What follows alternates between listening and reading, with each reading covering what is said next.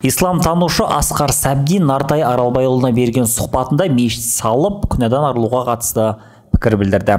Нартай Аралбайұлы исламтанушыға Астанадағы ең үлкен мешітті салғызған азаматтардың күнәсі кешіріле ме деген сауал қойды. Асқар Сәбдин өз сөзінде Құран аятын мысалға келтіріп, Алланың өзіне серік қосқандарды ғана кешіре алмайтынын айтады. Одан кіші күнәнің барлығы кешіріледі дейді. Екіншіден, исламда екі түрлі құқық бар: Құдайдың ақысы мен құлдың ақысы.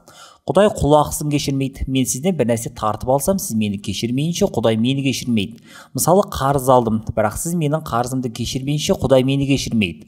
Құл ақысына қатысты мәселе болса, оны Құдай кешірмейді. Сосын Аллаға серік қосқандарды кешірмейді деп айтылған. Одан басқа күнәлардың барлығы кешіріледі дейді исламтанушы. Асқар Сәбдин бұл мәселенің тек Нұрсұлтан Назарбаевқа ғана емес, барлық адамзатқа қатысты екенін мәлімдеді.